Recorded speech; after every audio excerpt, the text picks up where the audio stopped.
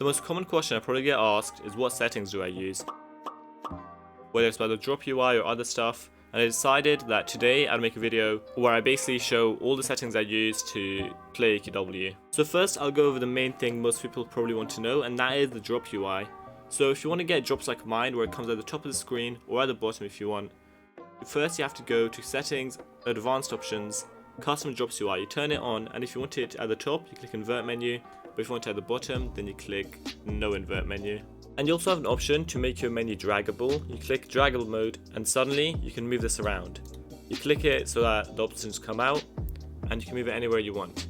And you can also lock the position by clicking this, and now you can't move from this spot. And if you ever accidentally move this menu out of screen where you can't move anymore, like let's say you put it here, you can always click this option below, reset position, and it appears over here. And as for animations, I haven't disabled any because my PC can handle it without it being laggy. You can also turn off the damage strobe for even less lag if you want. And if you really want to decrease lag even further, you can turn off static player, turn it on. Now the settings you really want to turn on are re-accept quest after turn in and quest pinner. This one basically re-accepts any quest even after you complete it. And the quest pinner, well, I'll show you what it does now. You can use this on any NPC in the game, click quests and click the pin button over here. Now even if you log out, you can accept a quest from wherever. Even from your own house, just click this exclamation mark underneath your character and here is the quests. But if you have accepted a quest or many quests, you can click the letter L on your keyboard and all the quests you've accepted will be here. These won't stay here though after you log out, unlike the quest pinner. You also want to turn on this thing because now when I click a skill, it has a counter over here. You should also turn on show monster type because this will show you whether the monster is undead, elemental or whatever. I also recommend turning on smooth background as it just looks nicer. Also turn on quest progress notifications because this will show you how many items you've got in a quest even if the quest is fully complete. The item drops block list is a really useful feature. If you have an item you keep declining and you don't want, just hold shift, click on the item, and when you click yes, that item will never drop again unless you take it out of the block list. I'd recommend turning on hide player names except for your own. And if you want to decrease lag, also freeze monsters. This can also help if the monster keeps going out of range of your class. Display FPS can be very useful if you want to see what FPS your game is playing at.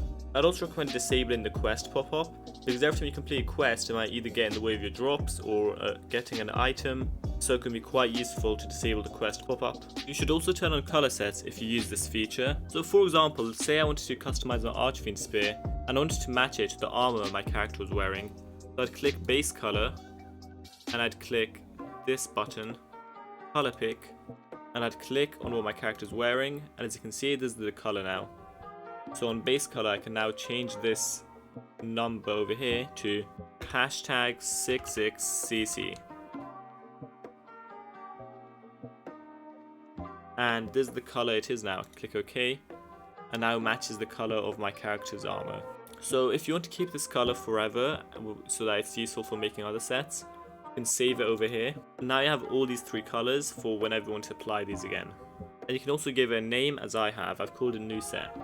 This one is super important. You should turn on the class actives and auras UI because it shows what buffs and debuffs your character has underneath his HP and mana. For chat UI, I've turned it on and I've turned timestamps on and disabled red messages.